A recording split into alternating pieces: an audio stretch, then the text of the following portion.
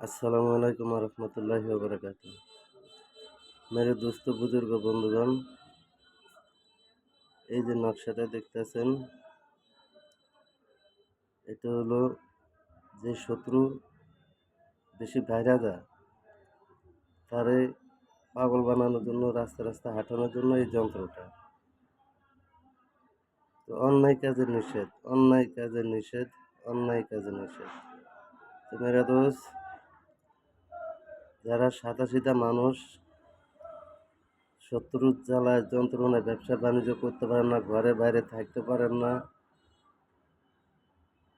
তাদের জন্য এই যন্ত্রটা। যারা এই ধরনের বিপদে আছেন তাদের জন্য এই যন্ত্রটা। হ্যাঁ, এই যন্ত্রটা মেরা দোস্ত 4টা বানাইতে হবে, কিন্তু 2টা বানাইলেই চলে, 2টার বেশি লাগে না।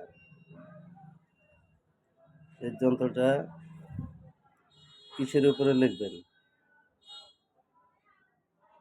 এই যন্ত্রটা লিখতে হইব সাদা মার্কিন কাপড় আছে না, মার্কিন কাপড়ের উপরে শত্রুর পরনের বস্তু এখানে লাগবে।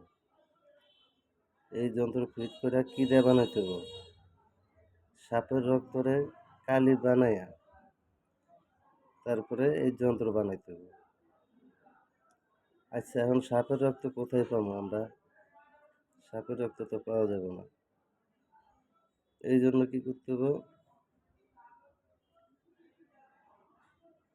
এই জন্য কাজ হলো ধুতুরা, ধুতুরা গাছ, ধুতুরা গাছের পাতার রস লইয়া, পাতার রস লইয়া, চিতাখোলার কয়লা আছে না, চিতাখোলার কয়লা, কয়লা ফাঁকি কইরা ওই ধুতুরা পাতার রসটুক ওই কয়লার ফাঁকির লগে মিক্স করে কালি বানাবেন। কালি বানায়া ওই কালি দিয়া এই যন্ত্র লিখবেন, যন্ত্র ফিটিং করবেন। আচ্ছা, এই যন্ত্রটা বানাবেন 2টা।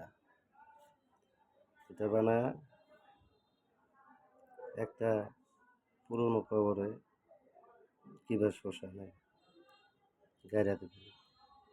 আরেকটা শত্রুর নাম ধরে, শত্রুর নামে রাশি আছে, রাশির মেজাজ আছে, মেজাজ আতসী, বাদী, আবি, খাকি, 4টার যে কোনো একটা পাইবে। পাইলে ওই বরাবর ওই রাশির মেজাজ দেখা তারপরে ওইটা আগুনে জ্বালাই দেবেন, আর তাবিজটা শ্মশান হোক আর কবরস্থান হোক গাইড়া দেবেন। এখানে এই আতর দিবেন, আগের রাতে ধোঁয়া দিবেন, শত্রু পরনের বস্তু দিবেন, দিয়া পেঁচাইয়া তারপরে এই কাজটা করবেন। বেশিরভাগ এই জিনিসটা একটু নাপাক জিনিস ছিটাইয়া লবেন, যেমন প্রসাব, প্রসাব একটু ছিটাইয়া তারপরে কবর হোক শ্মশান হোক গাইড়া দেবেন, আরেকটা আগুনে জ্বালাই দেবেন।